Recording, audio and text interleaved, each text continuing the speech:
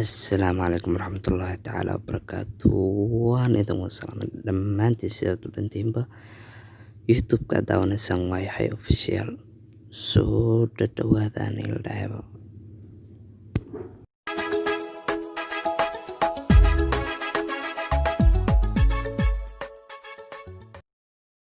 Assalaamu calaykum waraxmatullaahi tacaala wabarakaatuh.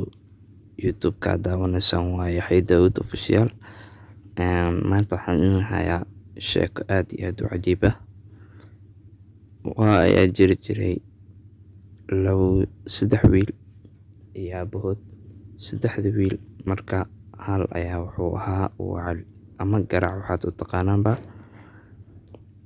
Kadib ayaa waxaa dhacday aabihii inuu xanuun qabto, kadibna uu dhaho dhaxalkayga waxaa iska laba wiil oo aniga aan dhalay, halka kalena waa wacal. Marka waxay dhaheen aabakan wacalkiisa ku garanaa, saddexdoodana isku magac ayay ahaayeen. Saddexdoodana waxaa la dhihi jiray Cabdalla. Marka aabihii ayaa wuxuu dhahay intuusan geeriyoonin ka hor waxaad u tegaysaan nin boqor ah, kadibna isaga ayaa idin kala xaq soorayo. Haye ayay dhaheen wiilashii way kasoo tageen aabihii wuuna dhintay odaygii.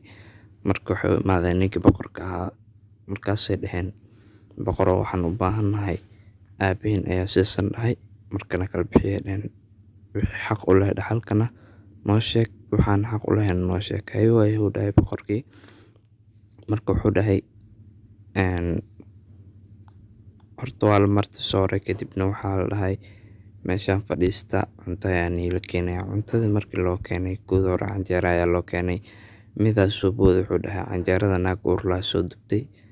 Markaasuu dhahay mid kale wuxuu dhahay haddana hilibaa loo keenay. Markaasuu dhahay hilibkan waa hilib eey. Kii saddexaad soo booday wuxuu dhahay boqorku waa wacal.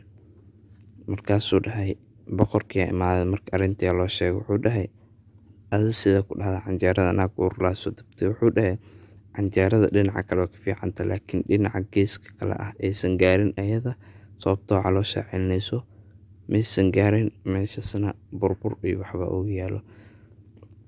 Boqorkii taas wuu ka aaminay. Wuxuu dhahay haddana sidaad ku ogaatay, kan kale weydiisay sidaad ku ogaatay hilibkan inuu hilib eey ah, waa laga dareemi karaa dhahay. Markaasuu dhahay ninkan muxuu dhahay boqoroo waaye. Ninkan wuxuu dhahay boqorku waa wacal, wacalku waa kana iska saaro dhahay dhaxalkan labadiina xaq u leh. Sidii ayaana kii kale booska looga saaray.